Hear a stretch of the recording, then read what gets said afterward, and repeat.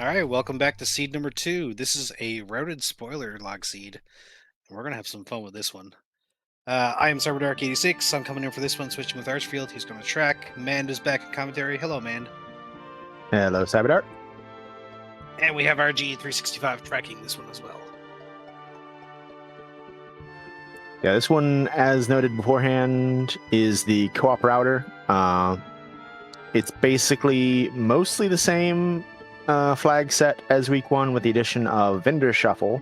So all vendors, both weapon and item and even the radish vendor, have been moved around between each other's spots. There's also level up refill, which means as long as you're in battle when you hit the level up, you will get a resource refill on both MP and HP. There's also 1 to 2,000, I should say, gold chests, which functionally just means that they can randomize within a small, I believe it, set within that range. They don't actually like fully randomize each and every one, but it'll basically just randomize somewhere within that range, and it'll be there. We also have safer Dragon Warrior randomizer runs, so they will. The racers will have a much easier time running, even should they start getting unblocked a bit, because past a certain point, they will just be able to get away easier. Hey, I'm glad someone read the flags, because I certainly didn't. That said, I went into this knowing very little about it. that is bearing the lead. Before this week, at the start of the tournament, in fact, everyone got a file they can download, which contains basically all the information in the seed, just a fantastic amount of information. Where all the items are, where all the shops are, what's in all the shops, the experience values, and even the HP value of Dragonlord 2 fight. Just every single thing in the seed there at your fingertips, including a map. And they basically just had, as long as they wanted, to come up with a route, and then 1 hour on stream to run it and take their best time. Yeah, it was interesting. We all knew even what enemies had what abilities. I think there was a magician with Hurt More or DL2 or something we knew about ahead of time. on our path to a certain town. We knew exactly where the zones were. It was really, really detailed. It was really fun to try to route out. I would imagine most teams did a couple of practice runs. We certainly did one, and we looked at the spoiler log ahead of time. I know you guys probably did the same. Yeah, we ended up doing a lot, but Archfield and I are obsessed with practice.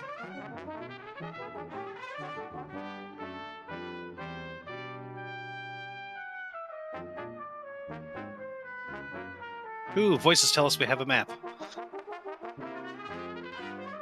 So some of the text a bit hard to read there, but Tangel starts in the bottom right-ish, with Stone's Cave under it, Staff Cave and Coal just outside of it. I think and Cole then had the sword. Yes. yes, Colin did indeed have the sword. We have Cantlin and Sharlock a little bit past there. Then the map opens up a little bit with Garenham and Tablet under it, and Mountain Cave right above that as a separate cave, with Rainbow Drop and Breckenary right there, Grave a bit off to the Swamp South. Swamp South a bit off to the side, Grave a bit to the north, Hawksness a bit north of that, Rimmildar off to the far northeast, and then Swamp Cave emptying out to absolutely nowhere. Yep, and if you paid attention to where your zones were, you can see the little shaded squares there, and you know which route to take. Basically, you stayed in the bottom part of the map until you were ready to go get, I think, the token in Hawksness, and you went up and got that and immediately came back down. There was no reason to stay up in that area. Yeah, a lot of the important items on the south of the map, and very little to the far north.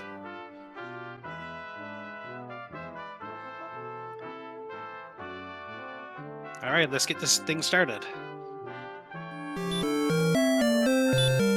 I'm sure you'll see our teams here just immediately probably start to grind. Using the fighter ring in the menu is even better.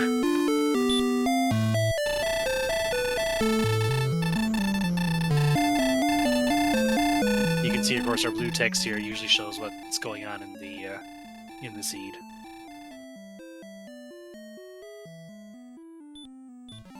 Yeah, the throne room was an herb, a gold chest, and then the key. So starting with gold means you can have one partner exit and go buy keys and so forth. Well, I guess but not buy keys in this case. You can grind keys, I should say. Because the keys are in fact one of the chests, and the racers know that because spoiler log. Yep, and I don't think the key vendor was actually up top. I think the key was down here. Or was this? Yeah. Yeah, key was down there. This one area where there's an immediate divergence, Archfield and I realized this was probably a mistake after the fact, but we didn't think about doing what Metal Dream and Dragolf did, which was basically just do the grinds in different orders. So a really nifty strategy where Metal Dream ground the keys, and then Dragolf came down and ground the gold. And the reason we're doing this is because there is a silver shield in coal, along with a hand axe and a half plate. cool. So I'm pretty sure Venicus and myself did exactly the same thing you and Archfield did. Yeah, it seemed smart at the time, but obviously after the fact, you realize, oh wait, no, you can just do that, which was a really fun realization, honestly.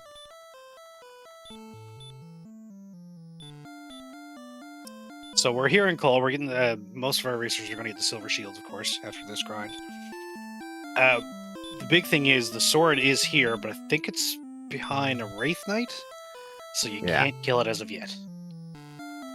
Yeah, you do have access to fairy water in here, but at the same time, like the defense isn't there, the HP isn't there.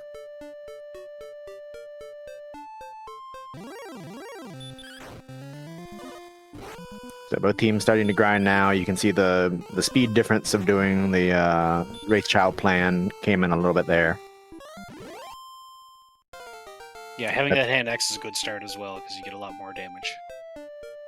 The one dangerous part about this zone, though, both teams grinding the east-west zone, I believe, there is the magician with, was it Little Breath or Hurt More? It was something that could kill you. I think maybe Hurt More. L2, I think, maybe? Yeah, she makes a deal 2. Okay, yeah, deal 2.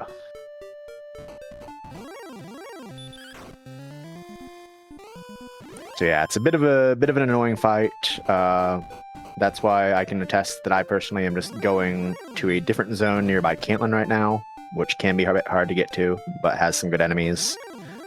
Does have scorpions with something there as well, though. Yeah, another nice thing you can do here is you could grind different zones, knowing that there's maybe 1 or 2 good enemies in one zone, 1 or 2 good enemies in another zone. Split up and grind enemies. I think I stayed on the Tandagel side of that swamp, and Vinicus went on the other side, and there's so many different strategies you could go with here. Yeah, that's one thing we played with too, because really at level 5, at the very least, is when you want to be potentially going back and fighting this Raid Knight. I think we end up staying until maybe level 6, because level 6 has heal. But it basically just depended on if one of us was nearby Cole at the time, because that sword is just sitting there, and barring bad luck, it should generally be pretty easy to pick up. That said, very nearly a death there by Metal Dream. Manages to survive at 1 HP. Wow, I like that Fairy Water strat. I don't think we did that at all. Yeah, that's what we're going to do as well. I think both they and we ended up picking up Fairy Water ahead of time because of the back shopping hole. So kind of made sense to try to maybe leverage that. And ended up working out sometimes. Yeah, no, it's a great strat. I think myself and Vinicus went in and both fought it at the same time. Like you said, we probably waited for heal, maybe level 6, level 7. We both went in and fought it for the experience, and then picked up the sword afterwards. Yeah, Metal 5 minutes Dream in to pick up the sword is really, really good. Yeah. And Metal Dream and drag off into the zone that is dangerous on the way to the Caitlin zone, which has Goldman with Heal More, which can be annoying, but at this point, sword, some AP, you can kind of cut through them as long as you don't get too unlucky. Droll Magi, which were very useful, and then Wizards, which at this point are beatable, honestly, if you don't get back attacked. Yeah. And in this experience flex it, whatever it is, or reward flex it, I guess. Goldman with 79 XP at this point are actually pretty good. Yeah, that's actually, I believe, a little bit low for Goldman in this flag set, but still, like... Oh, it beat 6. Yeah, it's a lot better than it usually is, obviously, and it makes them one of the better mid-tier enemies, I would say, generally. Oh, nice, excellent move on the Wizard for Metal Dream. Yeah, speaking of Wizards, 121 often roll pretty nice, so they're another really good enemy. So this zone was a zone that I think was pretty easy to pick out and say, this could be a really nice one, depending on the Goldman healing rate, which can get a bit annoying at times. Now, I see you're headed up here past Sherlock, and I'm pretty sure you're close to where the red dragons are, or something strong. Yeah, that was the reason why I actually curved around. You're going to see Archfield did the same thing. We kind of curve around that town. Thanks to the map, you know exactly where the lines are, and it starts like right there on that tile that Archfield just stepped on. But if you then circle around, you can avoid most of it. And that's basically what we're trying to do, is avoid most of that zone, because it is red dragons, there's Droll Magi there, which is what Archfield is currently fighting, and I think there's like one other kind of tough enemy in the area.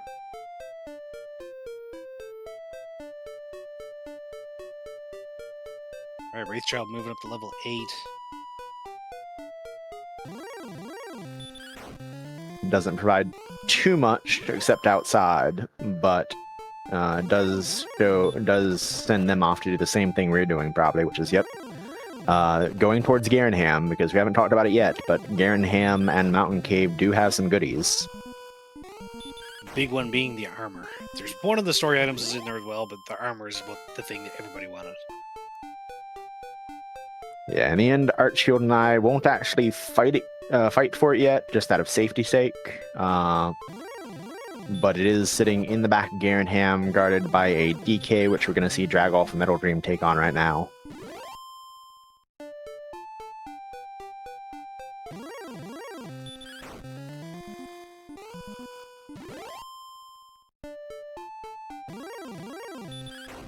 I mean, 78 attack power, pretty good. Yeah, beat this no problem.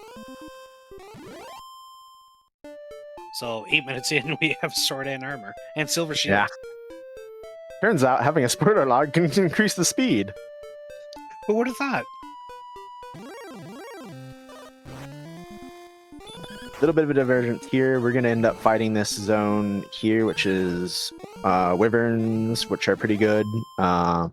Wraiths, which are generally a good enemy.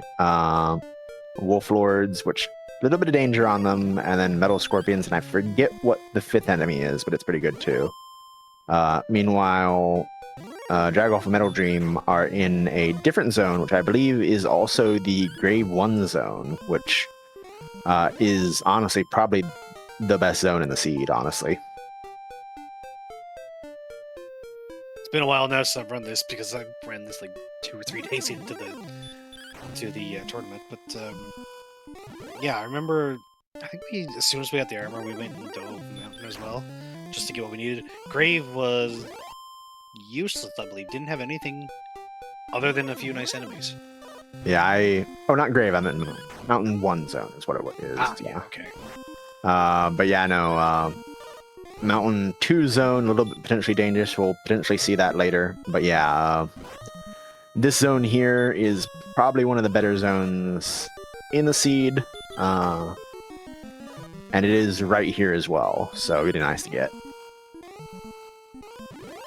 Yeah, close to a healing town. You don't have to go too far.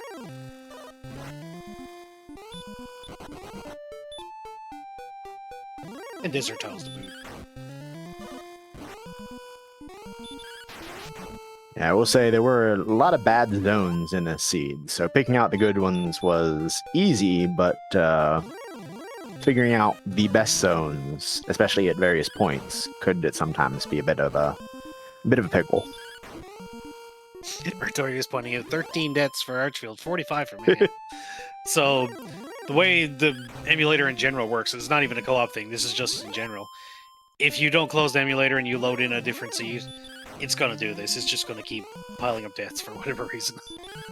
Yeah, I believe Archfield reset his seed just before the stream, but I wanted to leave mine. I think I maybe reset partway through, but I wanted to leave mine with most of the deaths just as a funny comparison. But this was, I remember, one of our later runs, I think maybe actually our last run, so we had quite a few deaths here. And as you can see, this was an amusing part. Level up refill, our plan kind of relies on saving time by not going to the end by using the level up refill. So Archfield was waiting in combat for me to get an encounter, and I could not.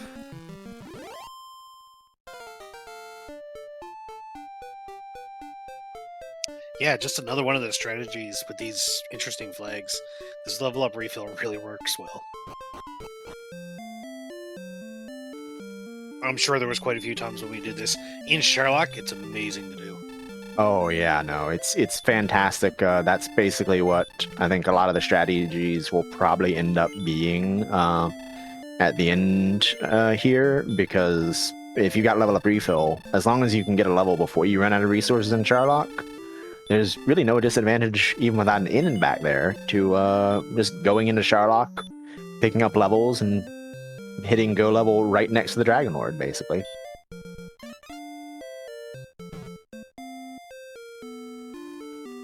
So you guys are going for your Demon Knight now to get your armor? Yeah, there's 2 treasure guarded chests under here, 2 of the trading items. We're basically just going for both things at the same time.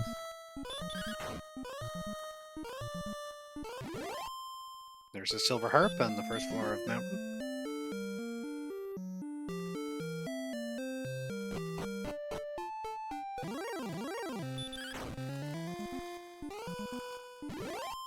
Yeah, the second trading item, which I believe will probably be stones, down here along with the fighter's ring on the bottom floor. Yep, should be stones. I believe token is in the north of the map in Oxness. Meanwhile, a little bit of an experience lead for Metal Dream and Dragolf, about 600 ahead, which is not inconsiderate.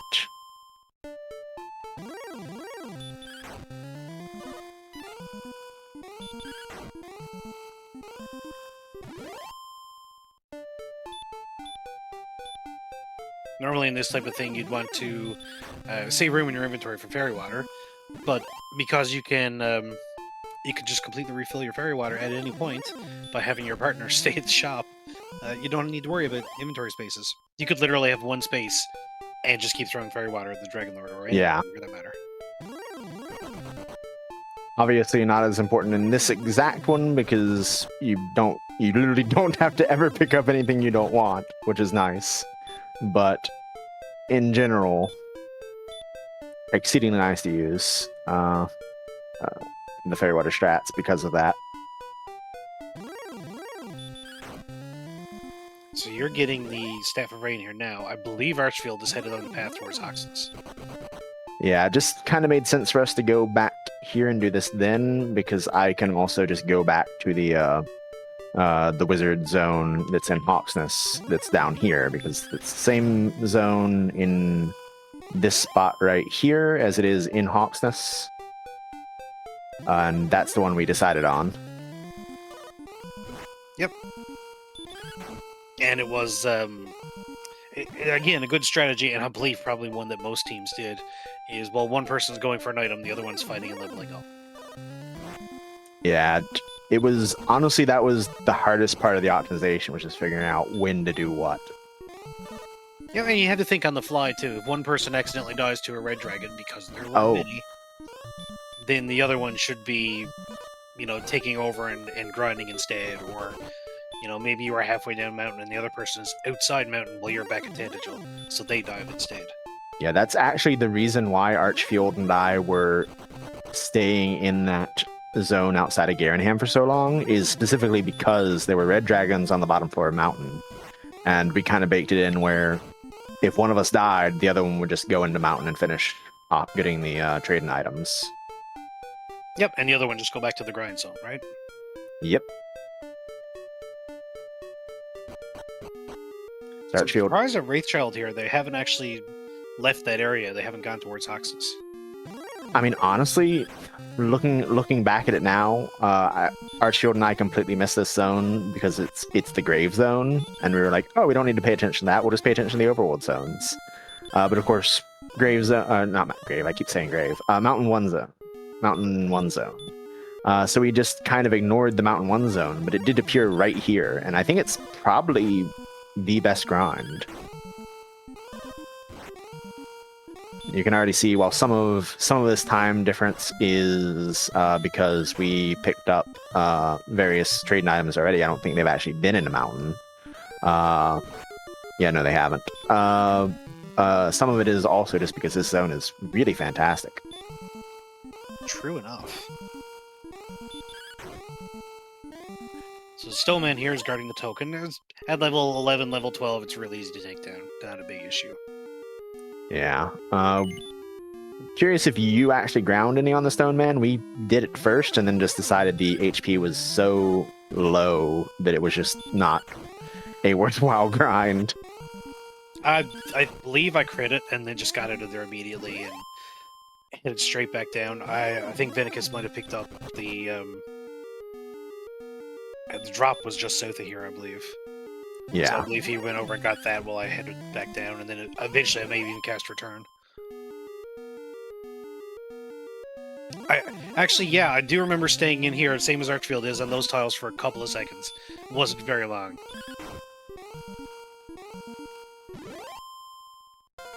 Yeah, I believe Dragolf here is probably waiting for Metal Dream to kill that enemy for another level up refill. Yeah, I think they were trying to time that, potentially. And they got it, too.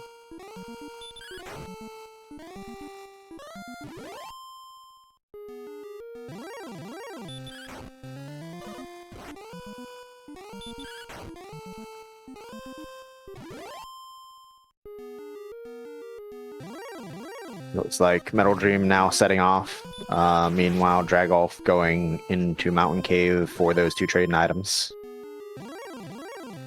So this was the seed where Healmore was level like 15, maybe? I will check the spoiler log. Yeah. Or maybe Hurtmore was level 15, but we didn't really need it. I don't remember. Yeah, no, Healmore is level 7, Hurtmore is level 15. Oh, okay, Hurtmore was level 15. So I'm thinking me and Venicus actually left here and went and started grinding in Sharlock. I think is what we did. Yeah, that's what we're spoilers. That's what our plan is. We just want a little bit more HP and agility because kind of worried about maybe getting something bad in Sharlock. There were a couple annoying enemies on the way down, like potentially blue dragons. Right, but I think the top floor had something that was really good, Star Wyverns or something like that were really, really good. Yeah, Star Wyvern's fantastic. But yeah, we just wanted a little bit of safety because our plan is to basically ignore the zones, aside from the good enemies.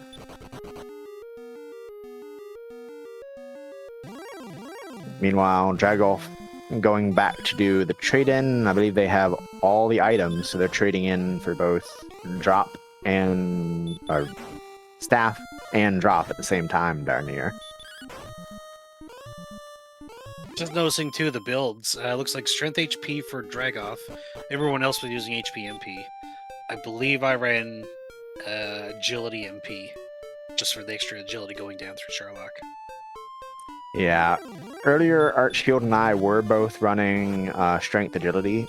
Not strength agility, MP agility, because the HP was honestly doable at the level we felt was go either way. And the agility MP was really, really low as well, right? Yeah. And then the agility is actually going to start popping off really hard soon. And we were kind of like, oh yeah, it's really nice to break things. But we also had a couple DL2 fights that went sideways because of back attacks. So yeah, just kind of got scared off of doing that in the end. That was another nice thing about the spoiler log. At every level, you knew if you had this build, what your stats were going to be, at least with HP. Yes. No, I think all stats for that matter. Yeah, it was all stats, and it included both the version nicely. It included both the version where you have that as your higher stat or the lower stat for all of them. I believe in our practice seed, we accidentally had one of us on the wrong build. We were wondering why the thing didn't add up. And we looked, just like, oh no, that's the wrong letter to use for name. Yeah, both teams into Sharlock now.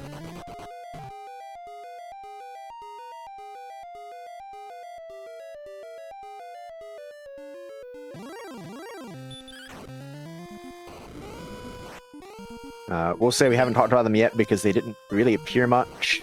These Armored Knights were one of the best enemies in the seed. They have Little Breath and I believe maybe like Stop Spell. Yes. Yeah. Yeah, this was a good grind as well. So these and the Star Wyverns up here, I think, was what we were really focusing on. Yeah, they were...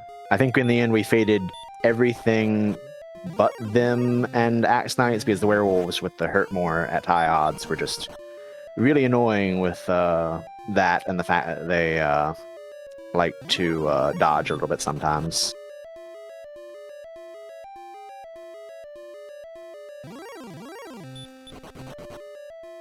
Looks like level 14 there for Wraithchild. Bring sleep.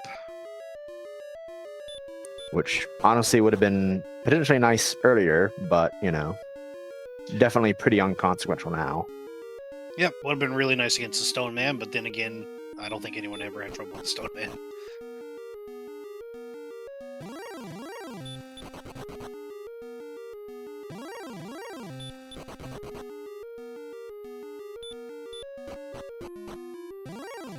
Yeah, it's hard to keep track of the floors everyone is on, but about halfway through Sharlock, I'd say, in general. And it seems like the strategy for both teams again here is Both players dive, grind on your way down, maybe, if you find a good enemy. And when you get to the bottom, see who wants to stay there and who wants to outside and go get fairy water. Yeah, right now, not go level. I think both teams are probably going to treat this place as the in-game grind. Because you're seeing what I felt was probably the best enemy in the seed in general, which is that Axe Knight that Metal Dream and Dragolf have gotten in the bottom zone. And I believe it was only in Charlock. It certainly wasn't in any zone that we needed to be in. It might have been far out of the way, but why do that? Oh, and Mount 1.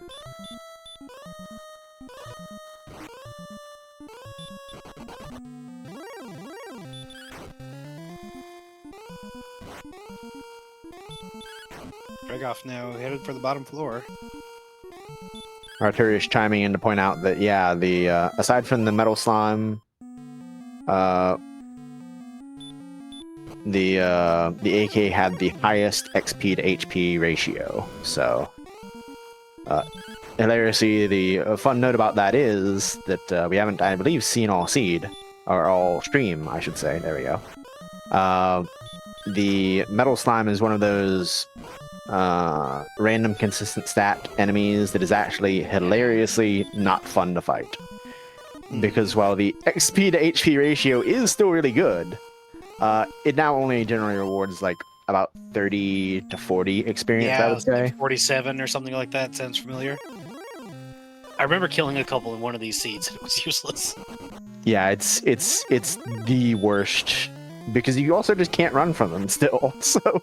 Yeah, their agility is still high. Right, drag out putting at golems as well. Golems aren't as near as useful as they used to be. Goldman, on the other hand, really worked out well.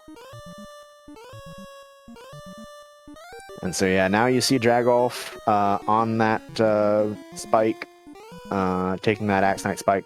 Meanwhile, Archfield and I being held up a little bit by a bit of a bad RNG attempt to try to get a level up refill in the middle here. Resources running a little bit low, and we didn't want to risk not having it.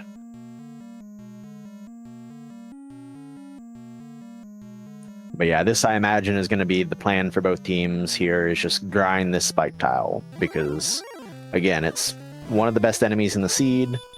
I believe it's not quite yet. No, nobody's running a build that actually breaks it, and it will not be broken probably for the entire in-game grind here, because go level is fastly approaching. You can see the HP finally getting to the high 90s, the MP finally getting to 70, and the agility has now gotten one of those big bumps and been gone to 86. But still, even without breaking them, just a fantastic enemy to grind.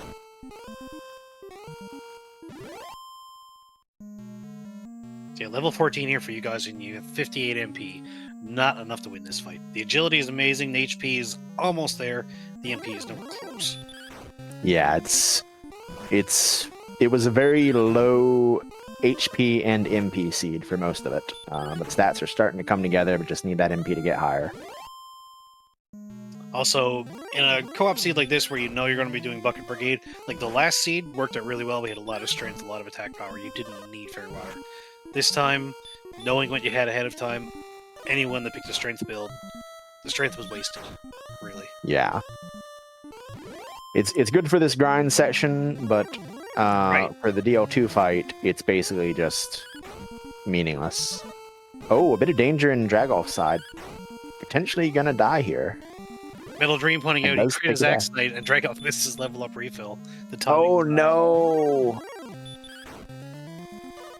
But that's okay, because Metal Dream is down here. Dragoff can go start building up Fairy Water and still grind on the overworld. Yeah, it's going to be a bit of a downer, because this is, again, the best grind zone. That said, this level coming up is the one that I felt was go level. And I imagine Metal Dream and Dragolf probably like it too. And it's arriving now. Yeah, 18 HP there. Really pushes you over the limit. Yeah, it's still bare minimum in terms of MP, but the HP value at this point, and the Fairy Waters being about 134 AP, I believe, basically manages to even it out.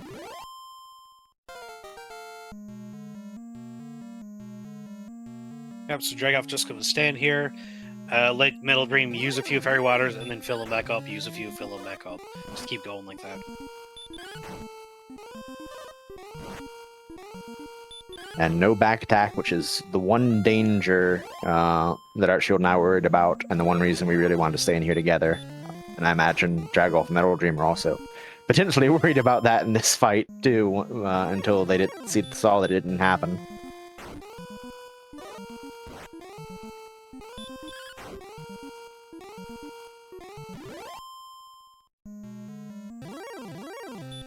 Good rolls so far from the Fairy Water. Gonna roll 9 to 16, of course. You're looking for that 16, or, well, 12 or higher, really.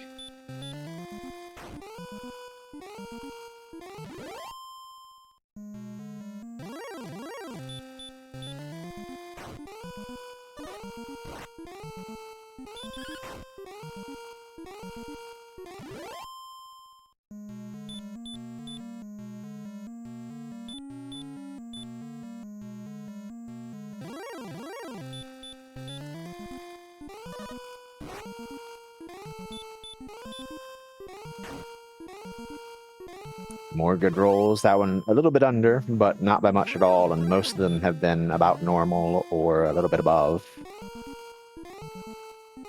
Meanwhile, on the right side, nearly gotten to 16. We ended up taking timing an extra axe knight to make sure we both get the level. Very nice.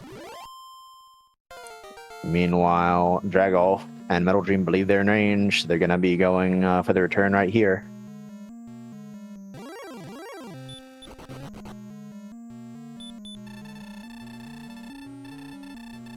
And a 16 there, that probably means they have it, because if they felt good already, a 16 is certainly a good number to see.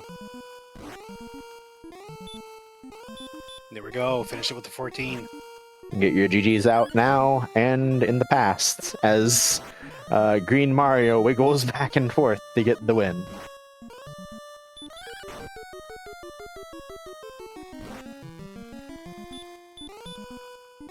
Meanwhile, both you and Archfield on DL1. You're going to DL2 first. Archfield second. Yeah, this was our strategy to eliminate the odds of a back attack. We came up with it because we had 2 straight runs lost with the lowered HP build of Agility MP. And then we were just like, hey, it potentially loses a little bit of time if you run out of Fairy Water in the middle of the fight, because it can take a little bit of time to get back into coal. But you have 2 shots to not be back attacked. Yeah, that's great strategy there. So you're out of Fairy Water now, but Archfield is only a few steps away. Yeah, I think it ends up costing us around 10 to 20 seconds on average, but the upside is we just didn't worry nearly as much about the potential for a back attack, because he has the back attack, both of us. Yeah, you can only back attack one person at a time if you surround him.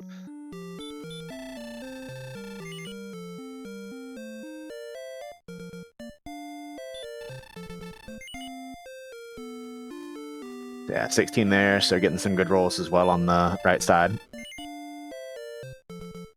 So, of course, one thing to look at with this, too, I mean, man, you have 40 MP here. Of course, you're after fighting him for a few turns.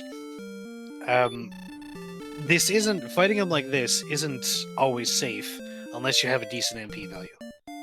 Yeah. You know, your attacks you're getting there, like you said, 134 or lower, you're better off doing Bucket Brigade.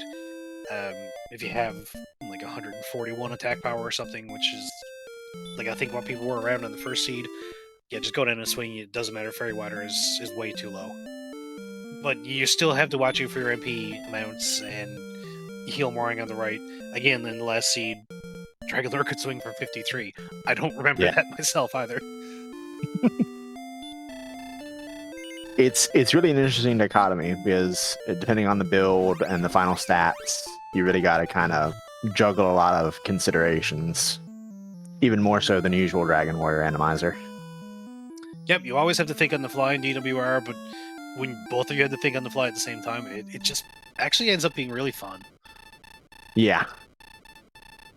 I think co-op is the most enjoyable and weird way to play. And there's another sighting of Princess Gwaelin.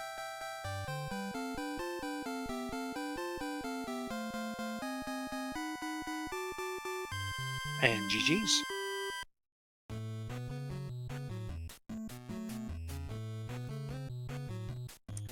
Thank you kindly, I guess.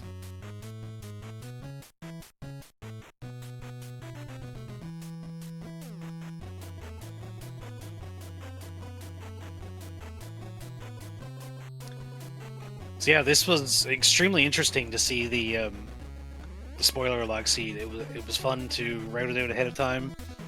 No, again, myself and Venegas didn't do a lot of practice. We only did one seed together, I think, one run together before we actually ran our final run. We dropped like 30 minutes off her time on the second run. But he had run some solo, so he knew the area. I had mapped out a lot of things. And there's so many different ways to do this. I'm also looking forward to next week's, because I think next week's is both players run a different seed. Yeah, we can go ahead and mention that a little bit ahead of time.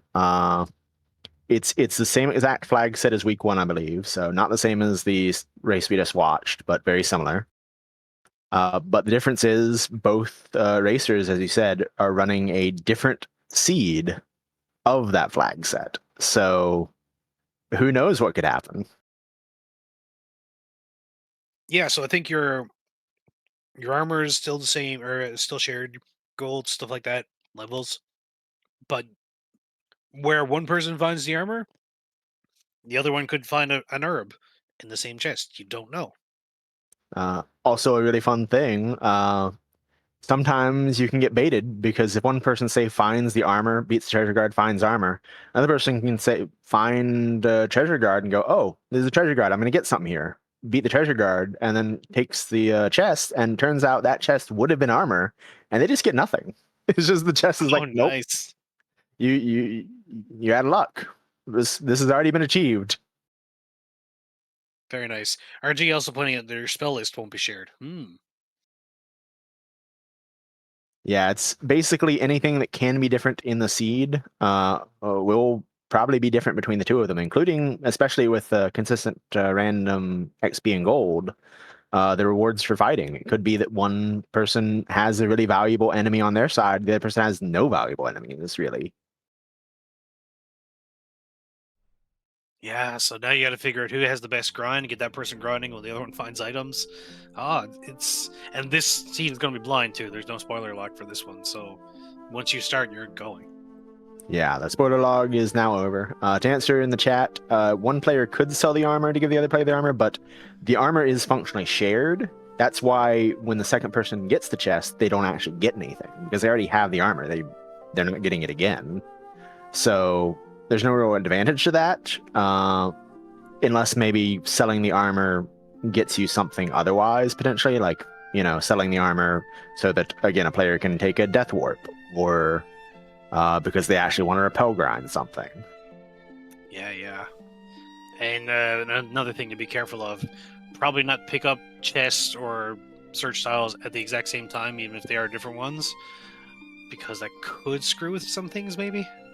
Yeah, there isn't actually like a huge disadvantage to it, but it is kind of annoying. Basically, one thing we didn't see this time, and it is really rare, is if two players pick up a chest. Well, to go back to the armor instance, basically the way the co-op works is it looks to see if you have the item already, and if you do, and someone picks up that chest later, it's not going to give you that item again. So you're not going to get like double the armor, well, obviously, but you're also not going to get double, for instance, the silver harp. Half of rain, okay, or silver harp, yeah. So if you both pick up that chest at different times, you're not going to double dip on this harp.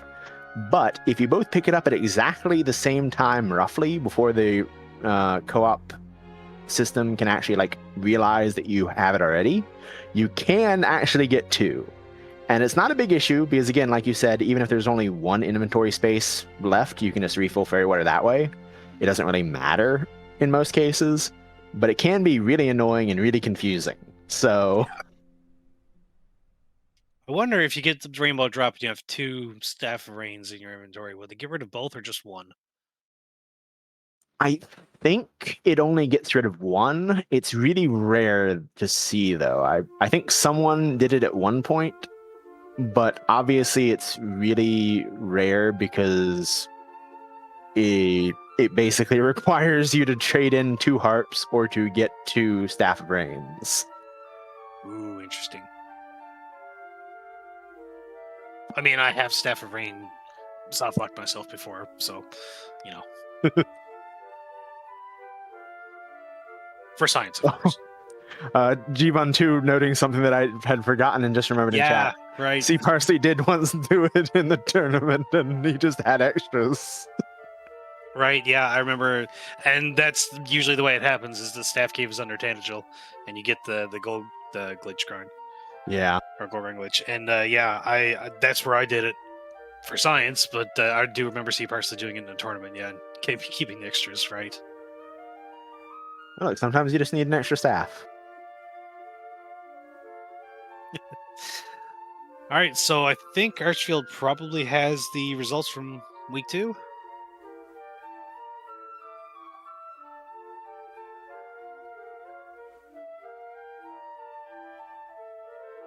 Yep, some work going on in the background. But yeah, this was a very, very fun seed. I'm looking forward to doing this again at some point in the future.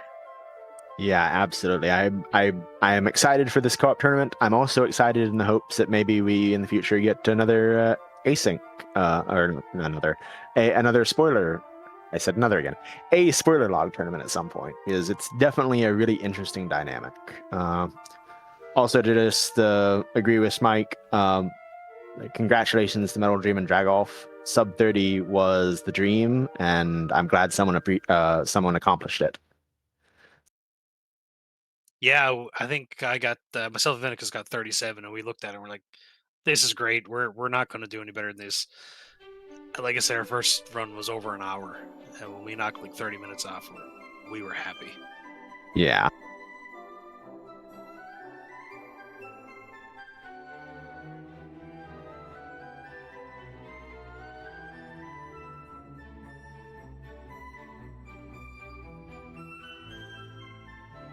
So 9 teams entered. I think Archfield said earlier there was a 10th.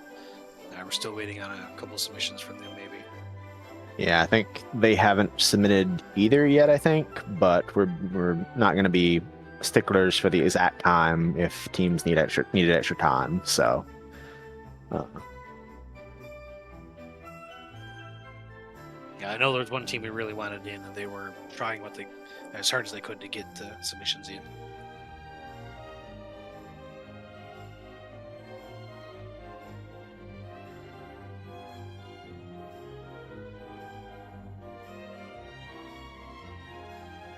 No, Aaron, they're coming up. Archfield's working in the background to get them ready for us.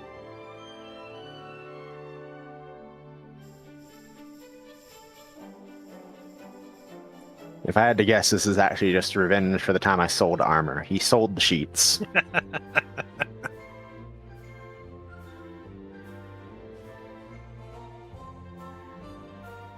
But while we have this screen up, I would just like to go ahead and reappreciate this wonderful. I believe this was from the Bucket Brigade. Yeah. Original around 5 years ago. Jeez. Which is Erdrick throwing fairy water coming to him through a portal at the Dragon Lord. Who is now bathing in a fairy fountain from C3. Yeah.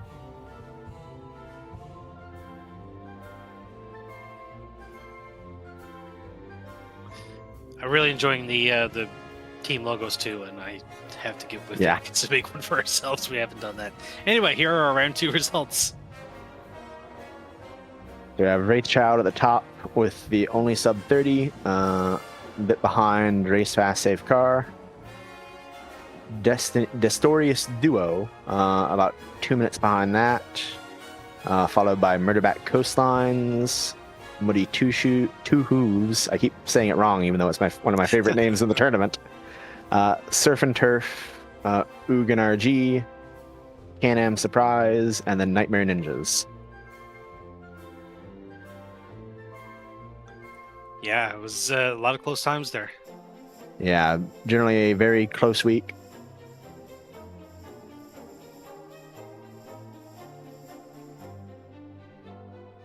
Oh, and Some we have current standings. Wow. So, of course, we're split up into different conferences that Archfield randomized earlier.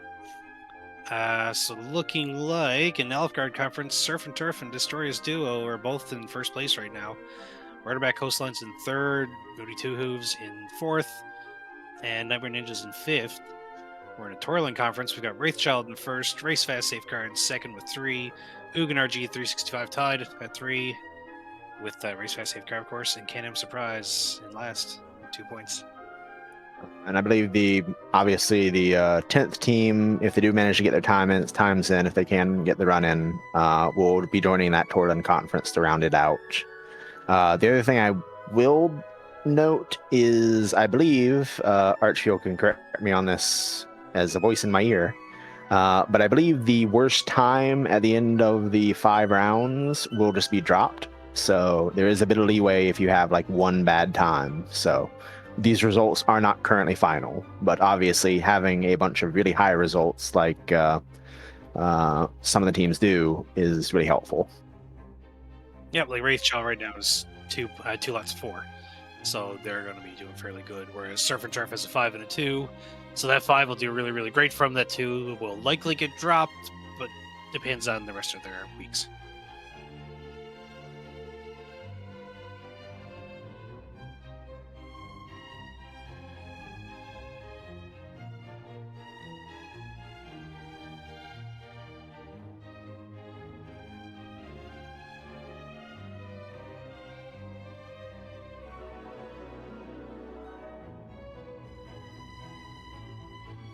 So we're going to be rating Dr. Moocows, who helped out with tracking earlier.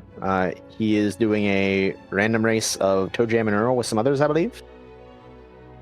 Yep, sounds right. Again, thank you, man, for co-commentating with me, and Archfield for commentating earlier. RG365 and Dr. Moocows for tracking along with me earlier. And Archfield, of course, for the restream of the whole thing. And thank you guys for watching. We'll see you guys maybe next week.